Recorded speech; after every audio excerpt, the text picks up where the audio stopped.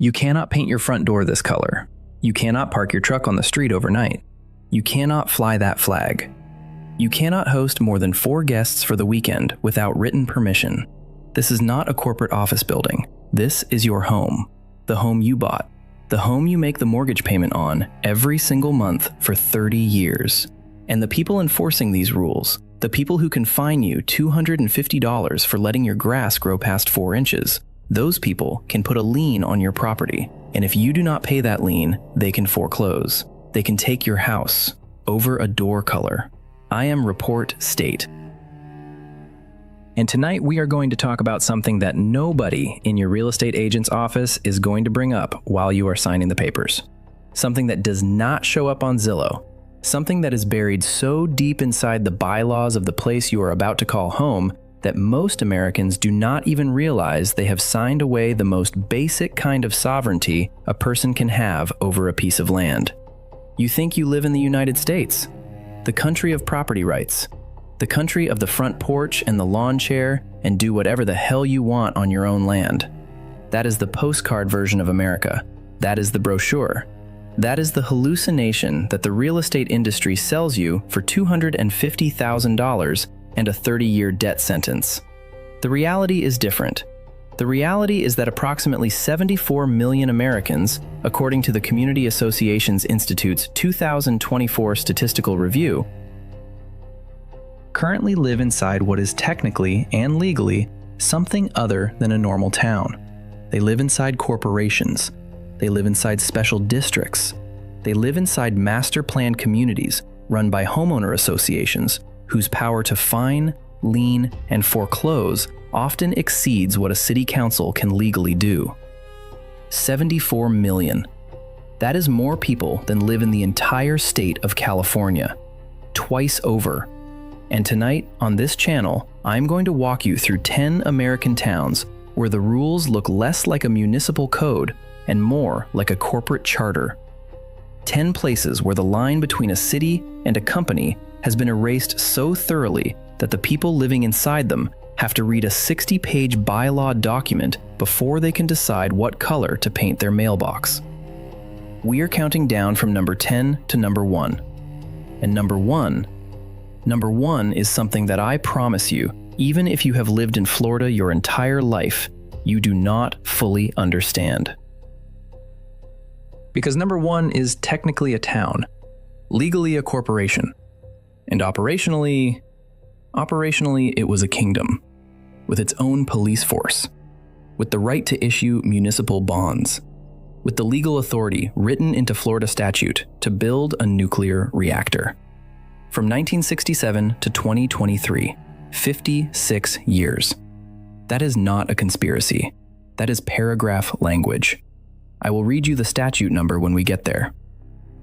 Number 8. Fines residents $250 if their grass exceeds 4 inches in height. Number 4 has a morality clause buried in its HOA bylaws, written not in some forgotten 1950s document, but updated and ratified in 2019. Number 3 was founded by a billionaire who wanted to build a town governed by a private religious code. Number 2 privatized almost every single one of its city services to a Colorado-based engineering firm. And number 1? Well, we will get to number 1. Hit subscribe, hit the bell. Because the next time you start scrolling Zillow looking at master planned communities with the perfect lawns and the cul-de-sacs and the words luxury HOA managed lifestyle in the listing, you are going to want to know what you are actually buying. You are going to want to know whose kingdom you are walking into. Because once you sign that deed, the kingdom owns a piece of you, and no real estate agent is going to tell you that. Let's break it down. Number 10, Sun City, Arizona. The Valley of the Quietly Surrendered. You arrive in Sun City, and the first thing that hits you is the silence. Not the peaceful kind, not the desert kind, the administered kind. Every lawn is cut to the same height. Every mailbox is the same color. Every garage door is the same shade of beige sand. You walk down a street and you cannot tell one house from the next, and that is not a coincidence. That is policy. Sun City was founded in 1960 by a developer named Del Webb. Del Webb was not building a town. Del Webb was building a product. The product was retirement. The marketing was simple. You move here at 55 or older, and we take care of everything. The grass, the pool, the shuffleboard court, the recreation center, the community standards, especially the community standards. Sun City covers about 14 square miles in the Northwest Phoenix metropolitan area. The population sits around 37,000 people. Almost all of them age 55 and up. By federal law, Sun City is allowed to do something that almost no other municipality in America is allowed to do. It is allowed to legally exclude families with children. The Housing for Older Persons Act, passed by Congress in 1995, carved out a specific exemption to the Fair Housing Act for age-restricted communities. Sun City was the template that exemption was built around. Here is what nobody tells you. When you buy a house in Sun City, you are not just buying a house. You are buying into a recreation centers corporation, a separate entity, with board members, with bylaws, with the legal authority to assess fees against your property. Miss a few payments and you do not just lose access to the pool, you can lose the house. The median home price in Sun City as of 2024 sits in the range of $320,000 to $370,000. Depending on the neighborhood. Property taxes are relatively low because Sun City is technically not even an incorporated municipality. It is a census-designated place inside Maricopa County. There is no mayor, there is no city council. There is a recreation centers board. That is the government. That is who decides what color your trim can be. A Reddit user who has lived in Sun City for 11 years wrote, and I am paraphrasing because I will not read the full version on this channel, but the essence was, you do not retire to Sun City, you enroll. You get a member number, you get a packet, and every spring you get a notice if your hedges are out of regulation. He said the worst part was not the rules. The worst part was that after a few years, you stopped noticing them. You started believing they were normal. You started enforcing them on your neighbors. That is the part that always gets me. That is the corporate town magic. After enough years inside the system, the residents become the enforcers. They become unpaid middle management for a property regime they do not even legally own. Picture this. It is 6 in the morning in late October. You are a retired auto worker from Detroit. You moved here 3 years ago because your wife wanted warm winters and the brochure showed a man and a woman laughing on a golf cart. You step out onto your driveway with a cup of coffee. You see your neighbor's Bermuda grass. It is a 1/4 inch above the regulation height. And before you have even taken a sip, you find yourself thinking, I should probably mention this to the board. That is when you know. That is when the town has finished installing itself in your head. The take. Sun City is not a city. Sun City is a subscription. You are not a citizen. You are a member in good standing. And if you stop paying the fees, the membership stops paying you back. If you think the rules in a 55 and older Arizona retirement community are strict, wait until you see what happens when an actual entertainment corporation builds a town from scratch and tries to make it look like Norman Rockwell. Number 9. Celebration, Florida. The postcard with a mortgage payment. In 1996, the Walt Disney Company opened the gates on a brand new town a few miles south of Orlando. They called it Celebration. The marketing materials made it sound like the town from a 1955 family movie. White picket fences, front porches, a town center with a fountain, streets that curved instead of running in a grid, kids riding bikes, neighbors waving from their lawns. Everything you ever saw in a black and white sitcom, except now it had air conditioning and a gift shop. What the marketing did not say is that everything you saw on that postcard was governed by what is officially called the Celebration Residential Owners Association, the CROA. And the CROA's bylaws covered everything. The color you could paint your house, from a pre-approved palette. The species of plants in your front yard, from a pre-approved list. The type of curtains visible from the street, the brand of mailbox, the hours during which you could have a party, the number of cars you could park in your driveway overnight, the maximum weight of your dog. Celebration was originally controlled almost entirely by Disney. Disney designed the master plan. Disney wrote the architectural code. Disney appointed the board. For the first decade of its existence, the town operated like an extension of the theme park, except instead of paying a daily admission, you paid a 30-year mortgage and a monthly assessment. The town has a population of about 8,000. The median home price, as of 2024, sits in the range of $700,000 to over $1 million, depending on the section. The architectural style is enforced by deed restrictions. There are 6 or 7 approved house styles, designed by famous architects in the 1990s: coastal, classical, French, Victorian, Mediterranean. You picked from the menu. In 2004, Disney sold its operational interest in the town center to a private real estate firm called Reston Capital. By 2010, the cracks had become impossible to hide. Lawsuits started. Residents alleged that the town center buildings were rotting from the inside. Stucco was falling off. Roofs were leaking. The corporation that had inherited the responsibility was, according to the lawsuits, deferring maintenance. The mailing addresses said Celebration. The reality said something else. Picture this. You are walking down Market Street in Celebration on a Tuesday afternoon.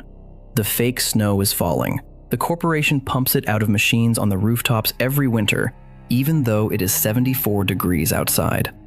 There are speakers in the lampposts playing a 1940s big band recording of, quote, 1. A family of tourists from Ohio is taking a photograph in front of the lake. The wife says, "Oh my God, this is the most charming place I have ever seen. Why don't we live somewhere like this?" And about 4 feet behind her, an HOA inspector is writing up a violation on a homeowner's mailbox because the flag color does not match the seasonal palette guidance issued in last month's newsletter. That is Celebration. That is the postcard with a mortgage payment. That is what happens when a corporation tries to manufacture nostalgia and then bills you a monthly fee for the privilege of standing inside the manufactured memory of a country that never actually existed.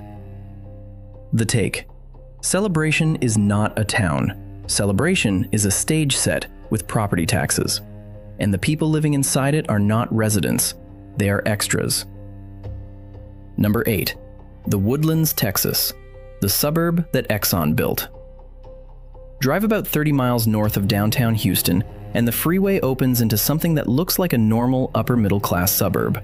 Curving roads, tall pine trees, office buildings tucked behind landscaped berms, strip malls that look almost European, lakes, walking trails, a waterway with little gondola-style taxis. The Woodlands. Population around 115,000. Median household income above $120,000. A reputation as one of the most desirable places to live in Texas. What the brochure does not tell you is the founding paperwork. The Woodlands was launched in 1974 by a company called the Woodlands Development Company, which was a subsidiary of an oil and timber empire owned by a man named George P. Mitchell. Mitchell is the same man who later became famous for pioneering the hydraulic fracturing techniques that triggered the American shale boom. Before he changed how oil came out of the ground in this country, he changed how middle-class Americans lived above it. The Woodlands was built on a master plan that was funded in part by a $40 million federal loan guarantee under Title VII of the 1970 Housing and Urban Development Act. It was designed to be a self-contained corporate suburb. Office parks, schools, shopping, recreation, all inside the master plan, all governed by what is now a layered system of community associations and special districts. The town has multiple villages, each with its own residential association, sitting under an umbrella organization called the Woodlands Township. In 2003, ExxonMobil decided to relocate its corporate campus.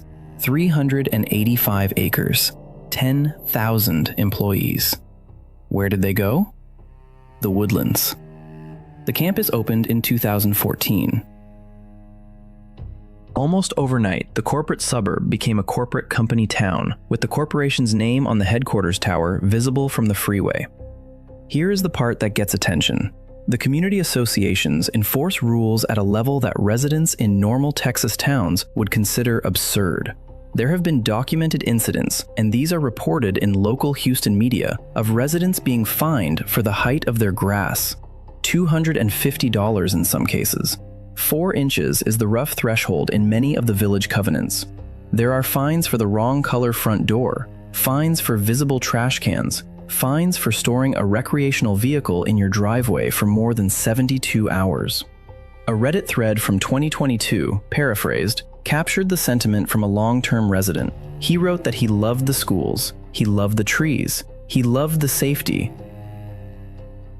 but he had spent more time in the last decade fighting his HOA over a basketball hoop than he had spent fighting his actual employer over his salary. Picture this. It is a Saturday morning in May. The cicadas are screaming in the pines.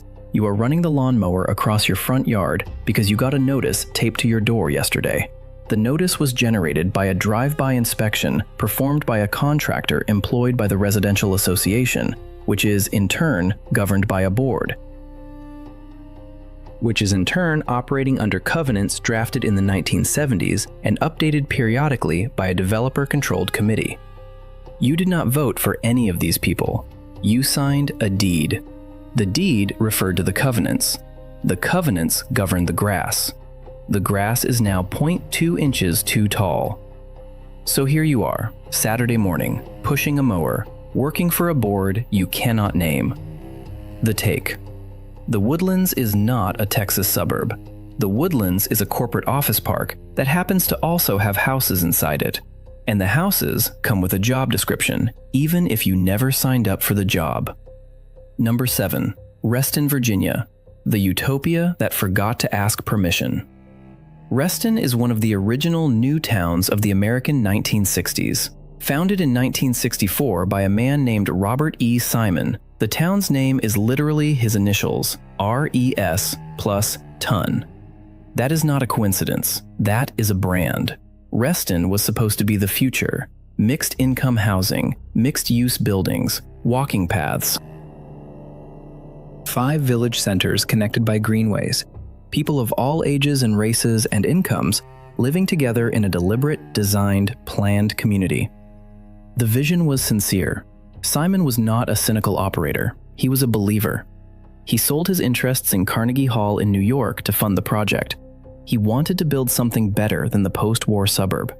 Something that would not look like the rest of Northern Virginia. Something with soul. What he also built, without using these words, was a system of social engineering through deed restrictions.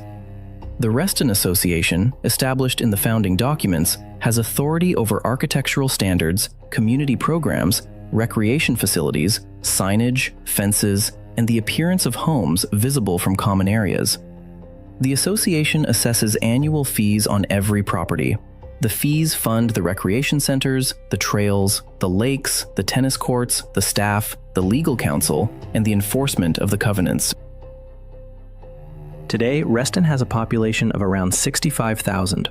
The median home price as of 2024 sits in the range of $700,000 to $850,000. The Reston Association has a multi-million-dollar annual operating budget. It functions, for all practical purposes, as a layer of municipal government, except it is not a municipality. It is a private homeowners association with the legal teeth of a creditor. The original utopian vision has been almost entirely absorbed by the financial logic of property values. The mixed income housing experiment has been steadily diluted by market pressure. The walking paths and the lakes still exist. The believers in the founding mission still exist. But the operational reality is that Reston, like the other towns on this list, is a place where the Community Standards Committee has more day-to-day power over your front yard than the Fairfax County Board of Supervisors does. Picture this. You are at a Reston Association annual meeting. It is held in a community center. There are about 60 residents in folding chairs. The board is at a long table at the front. Someone stands up to ask why the assessment fees are increasing again this year.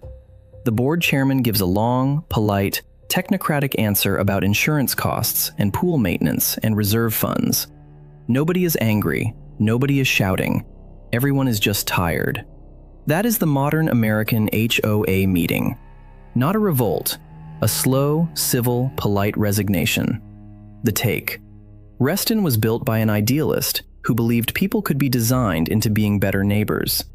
50 years later, the design is still running. The idealism has been quietly replaced by an actuarial table. If Reston was the East Coast utopia, the next entry on the list is its sister project.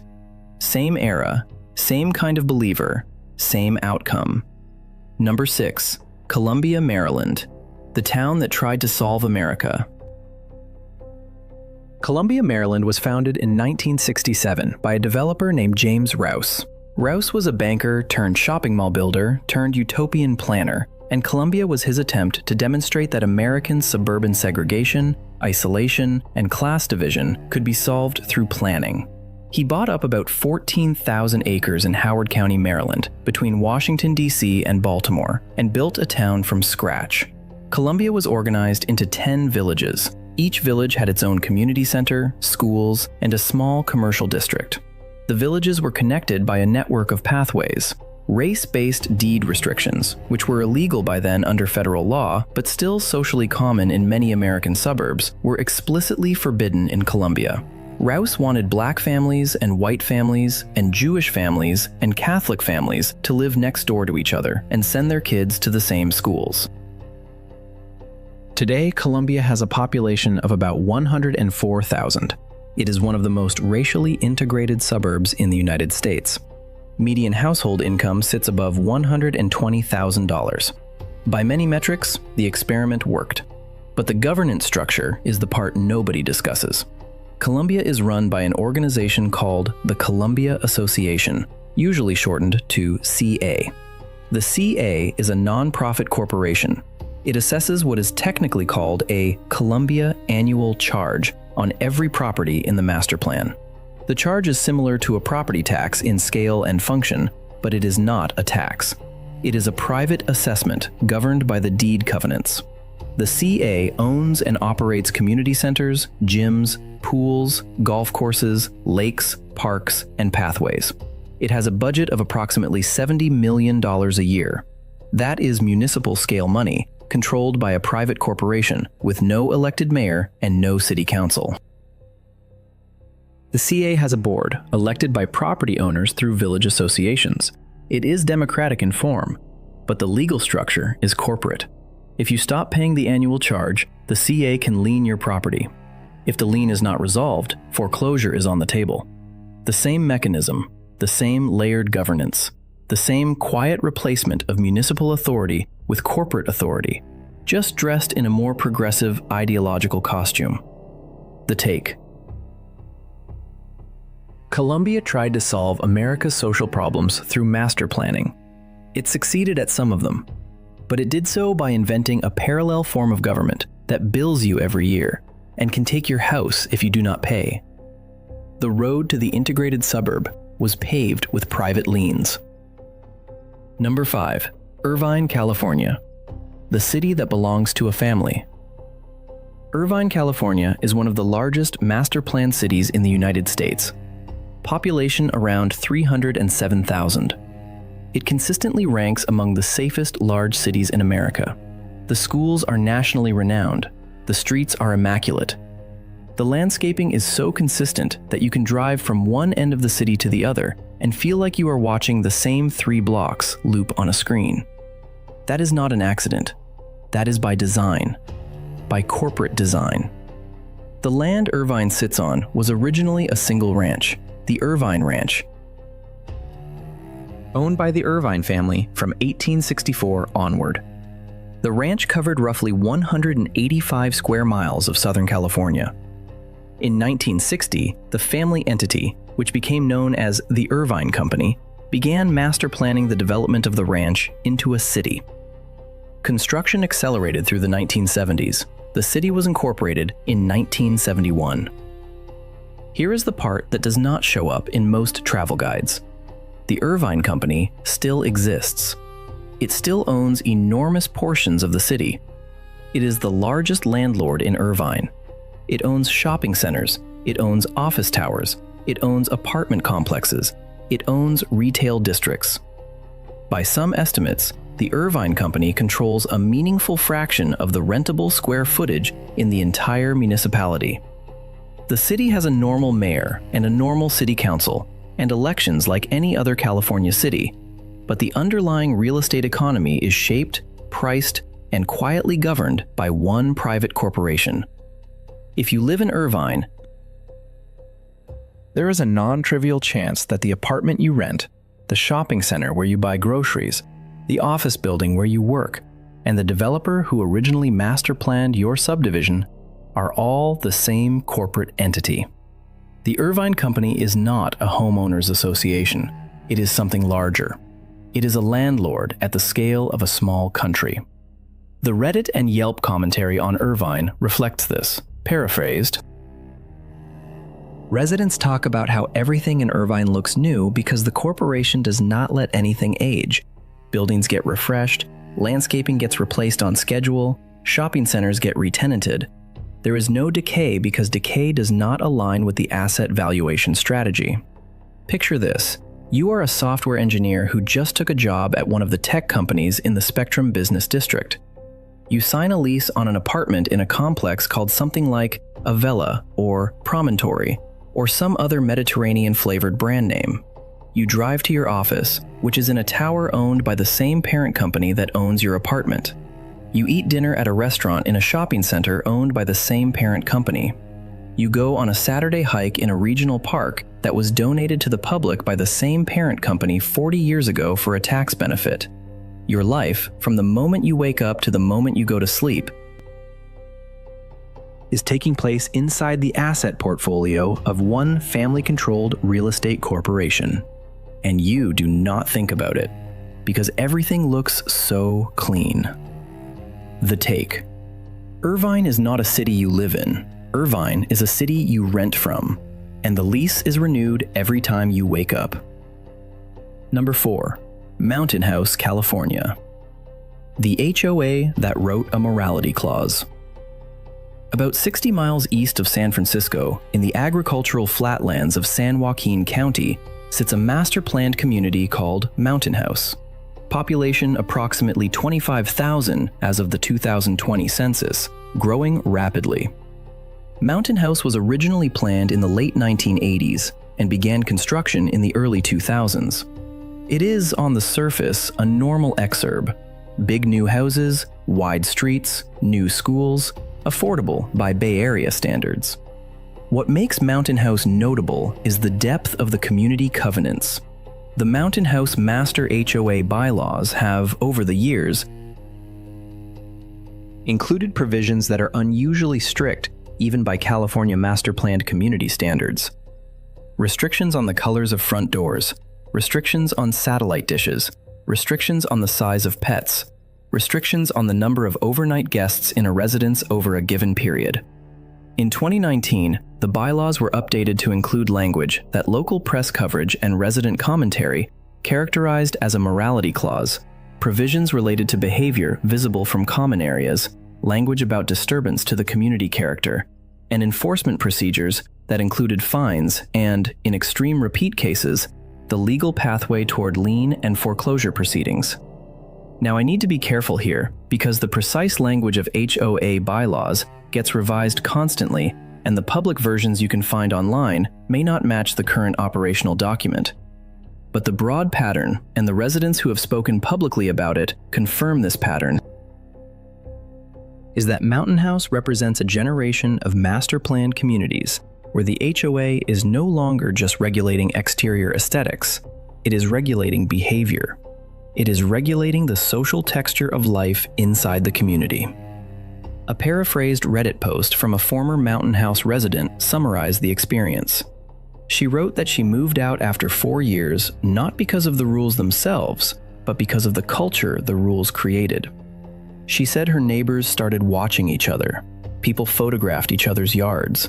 People 2 kids and a dog.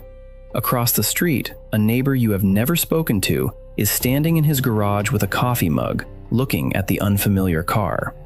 He pulls out his phone. He takes a photograph. He sends it to the community Facebook group with a caption asking if anyone knows whose guests these are. By Saturday morning, 3 people you have never met have an opinion on whether your sister is a legitimate visitor or a violation. The Take. Mountain House is not a neighborhood. Mountain House is a panopticon with a community pool, and the warden is an HOA board you elected last March without reading any of the candidate statements. Number 3. Ave Maria, Florida. The town a billionaire built for God. In the early 2000s, the founder of Domino's Pizza, a man named Tom Monahan, sold his stake in the company for around $1 billion. He was a devout Catholic. He decided to use a substantial portion of that money to do something almost no one else in modern American history had attempted. He decided to build a Catholic town from scratch in southwest Florida, about 30 miles east of Naples. The town is called Ave Maria. It was incorporated in the late 2000s. It was built around a brand new Catholic university, Ave Maria University, and a massive Catholic oratory at the center of the town square. The original vision included social provisions that were not just architectural, but moral. The early statements from Monahan and his planning team included language about a town where contraception would not be sold in the pharmacies, and adult content would not be available through the local cable provider.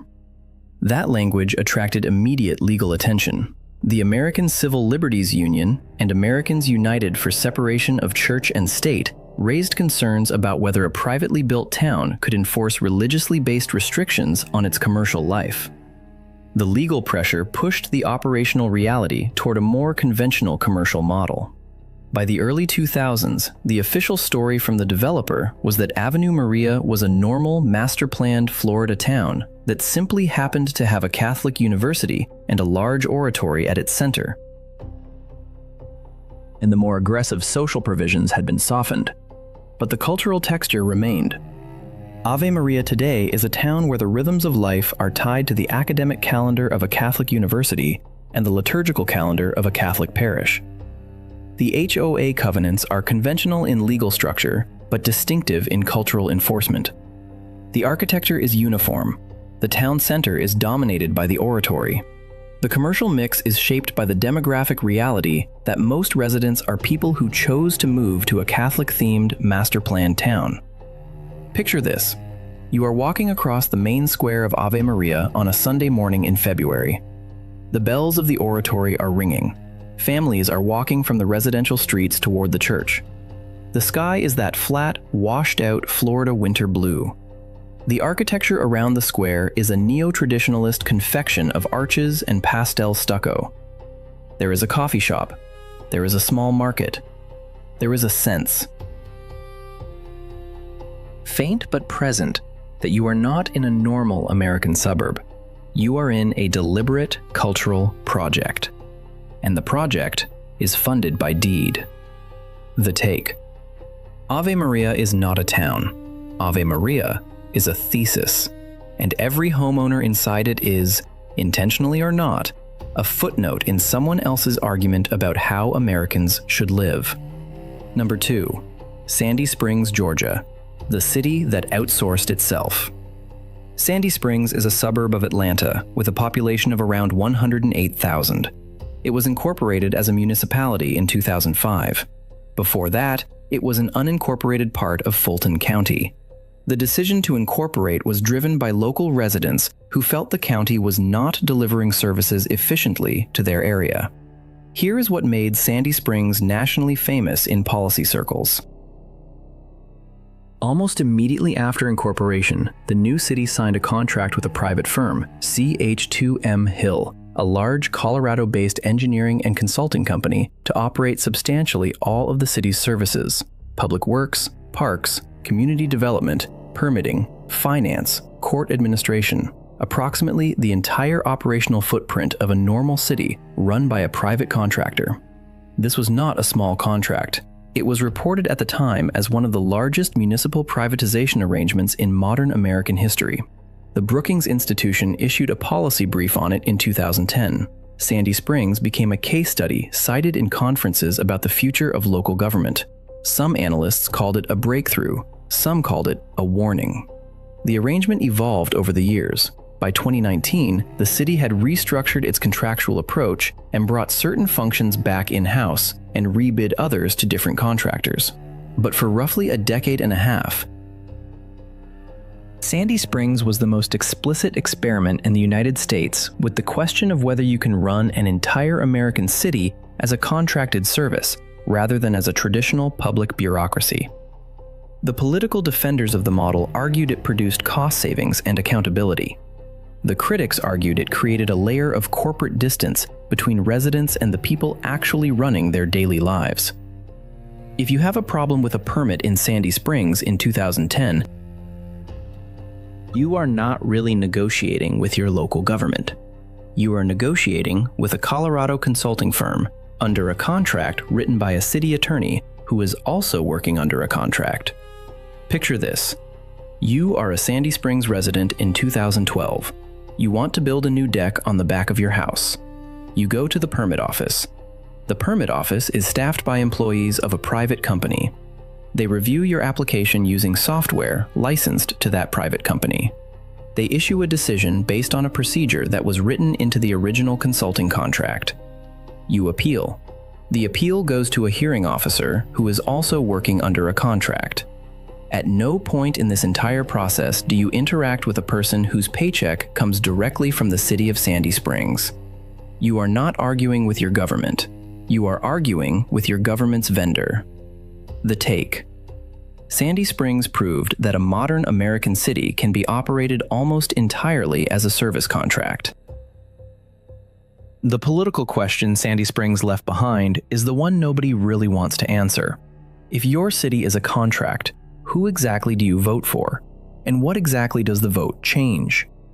If you think a city outsourced to a Colorado engineering firm is the limit of how far this country has privatized municipal authority, you have not heard about number one yet. Number one makes Sandy Springs look like a town hall meeting. Number one was not a contract. Number one was a kingdom. Number one, Reedy Creek Improvement District, Florida. Disney's private government. In 1965, the Walt Disney Company began quietly purchasing land in Central Florida through a network of shell corporations, companies with names like the Latin American Development and Management Corporation and the Compass East Corporation. The purpose of the shell structure was to keep the price of the land down. If Florida landowners had known that Walt Disney himself was the buyer, the prices would have multiplied overnight. By the time the secret broke, Disney had assembled approximately 27,000 acres in what would become Orange and Osceola counties, about 43 square miles, larger than the city of San Francisco. Then came the part that nobody outside of Florida policy circles really understands. In May of 1967, the Florida State Legislature passed a bill, Chapter 67-764 of the Florida Statutes, known as the Reedy Creek Improvement Act. The act created a special improvement district called the Reedy Creek Improvement District. The district covered Disney's land. The district had a board of supervisors. The board of supervisors was elected by the landowners inside the district. The principal landowner inside the district was the Walt Disney Company. So in operational reality, Disney elected its own government. And that government had powers, real powers, statutory powers. The powers granted to the Reedy Creek Improvement District by the 1967 Act included the authority to construct and operate a public utility system, the authority to issue tax-exempt municipal bonds, the authority to enforce its own building codes, the authority to operate fire and emergency services, the authority to maintain roads and bridges, the authority to collect taxes from properties within the district, the authority to operate its own court system, although in practice, this was never exercised. And, this is the part that always stops people, the authority to construct an airport and the authority to construct a nuclear power plant. I want to be precise here because this fact gets distorted in viral retellings. The Reedy Creek Improvement Act granted the district statutory powers that included airport and nuclear facility construction within its jurisdictional authority. That is the law. That is paragraph language in Chapter 67-764. Disney never actually built an airport. Disney never actually built a nuclear reactor. But the legal authority was on the books for 56 years, from 1967 to 2023. For those 56 years, the Walt Disney Company operated its own government on 43 square miles of Florida. It built its own roads, it ran its own fire department, it maintained its own water and sewer systems, it managed its own building inspections, it issued its own bonds in the public credit markets. The state of Florida, in any practical sense, did not govern that land. Disney did, by statute, by design, by the deliberate intent of a 1967 legislature that gave a single corporation more municipal sovereignty than any other private entity has ever held in modern American legal history. The political shift came in 2022 and 2023 after a high-profile dispute between the Walt Disney Company and the Office of the Florida Governor over unrelated political matters. The Florida legislature passed House Bill 9B, which was signed into law in February 2023.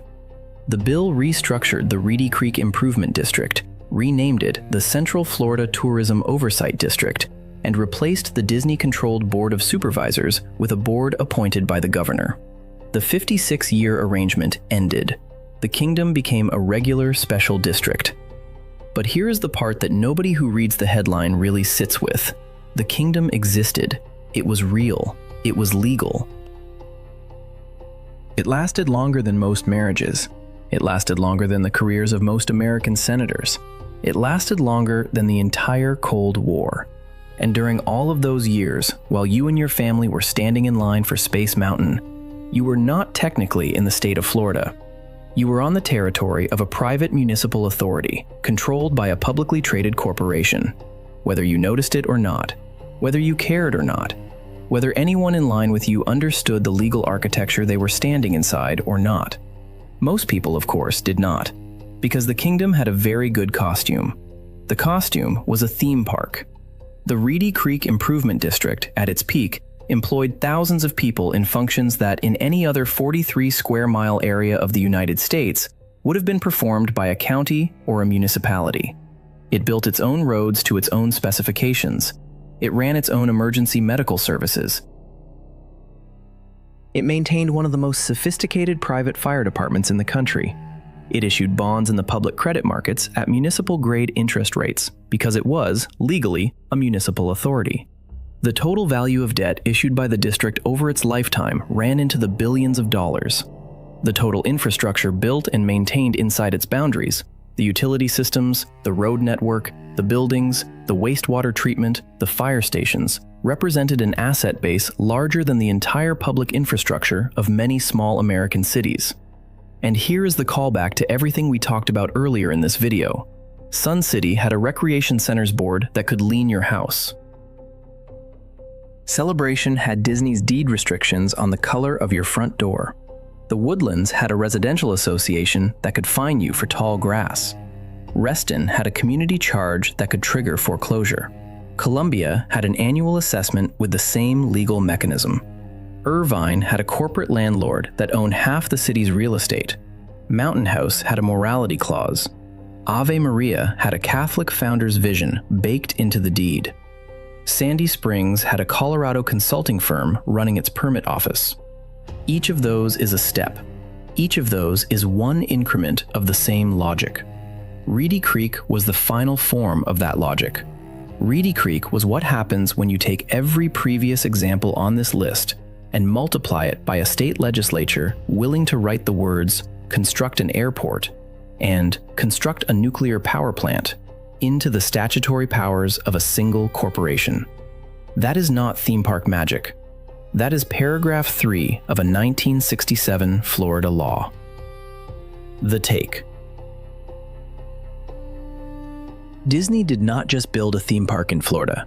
Disney built a sovereign zone on American soil, governed under American law, with more municipal authority than the state of Delaware exercises over its own corporate registrants.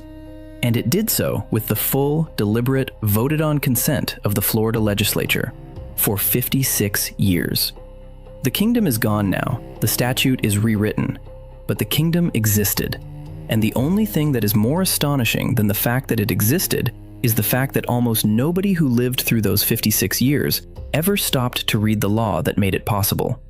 You cannot paint your front door this color. That is where we started this video. A homeowner in a master-planned community staring at a violation notice for the wrong shade of beige. And Disney could build a nuclear reactor. That is where we ended. A corporation written into Florida statute with the legal authority to construct a fission facility on American soil. Both of those facts are true. Both of those facts coexist inside the same country. Both of those facts are governed by the same general legal tradition of property rights and corporate charters and special districts and homeowners associations. The difference between the two is not a difference of kind, it is a difference of degree. The HOA chairman in Mountain House and the Reedy Creek Improvement District Board of Supervisors were operating on the same underlying logic. One was just better funded. One had better lawyers. One had Mickey Mouse in the marketing materials. The other had a community swimming pool and a notice taped to your mailbox. If you are watching this video and you live inside one of the 74 million Americans currently under HOA governance, take a few minutes this week. Find your bylaws, find your covenants, read them. Actually read them. Not the summary, not the marketing version your real estate agent handed you. The actual, full, unabridged document. Because somewhere inside it, in language written by a lawyer working for the developer, are the rules that govern your life on the property you bought. And until you have read those rules, you do not really know where you live.